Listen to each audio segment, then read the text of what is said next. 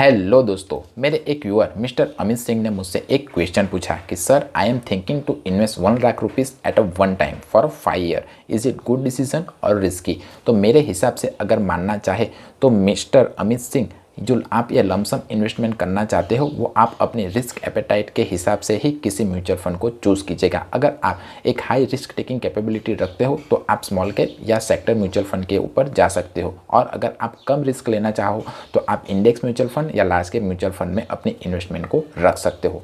Number 2, अगर आप lump sum investment एक ही बार में करना चाहो तो जब मार्केट डाउन होगा तभी आप निवेश कीजिएगा, क्योंकि जब जब मार्केट में डाउनफॉल होगा तब जो आपके म्यूचुअल फंड की एनएवी होगी वो भी गिरेगी और आप 1 लाख रुपीज़ में ज़्यादा यूनिट्स खरीद पाओगे।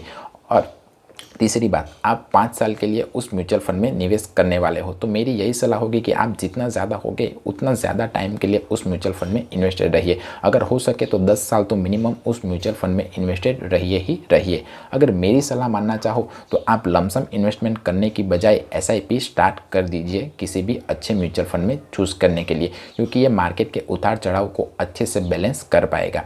अगर हम एसआईपी कैलकुलेटर के थ्रू आपके वन टाइम इन्वेस्टमेंट को हम कैलकुलेट करके देखें तो मान लीजिए कि आपने एक स्मॉल कैप म्यूचुअल फंड में अपने इन्वेस्टमेंट 1 लाख रुपीज़ लगा दिए हैं और small cap mutual fund average 15 से लेकर 20% का रिटर्न्स लॉन्ग टर्म में दे ही देता है। तो आपकी जो 5 साल के बाद अगर आपके म्यूचुअल फंड ने अगर 15% का रिटर्न्स भी दिया तो आपकी वैल्यू डबल हो जाएगी। पर ये यहाँ पर हमने जो कैलकुलेट किया हुआ है उसमें रिटर्न्स को फिक्स लिया हुआ है, पर ऐसा नहीं हो सकता है क्योंकि मार्केट अच्छा रहा तो आपको 20 या 22% का भी रिटर्न्स मिल सकता है, पर अगर मार्केट ख़राब हुआ तो आपको नेगेटिव रिटर्न्स मिलने के भी चांसेस की संभावना रहेगी।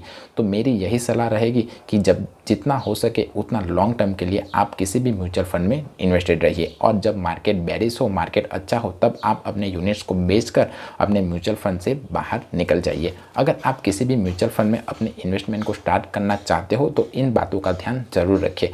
हर साल अपने कैटेगरी एवरेज के रिटर्न्स के साथ अपने म्यूचुअल फंड के रिटर्न्स को कंपेयर करते रहिए। दूसरा, अपने फंड मैनेजर या फंड एडवाइजर की सलाह ज़रूर लें। और तीसरी इंपॉर्टेंट बात कि कभी भी किसी भी म्यूचुअल फंड के पास रिटर्न्स को देखकर उसमें निवेश ना करें। और चौथी बात, लॉन्ग टर्म के लिए इन्वेस्ट करें। लॉन्ग टर्म से मेरा मतलब है 10 साल या उससे ज़्यादा के लिए। अगर आपको अपने क्वेश्चन का आंसर मिल गया हो तो मुझे एक लाइक कीजिएगा और कमेंट करके बता दीजिएगा। म्यूचुअल फंड या शेयर मार्केट के रिलेटेड और कोई क्वेश्चन या क्वेरी हो तब भी आप मुझे कमेंट करके बता सकते हैं। मिलते हैं अगले वीडियो में, तब तक के लिए बाय बाय।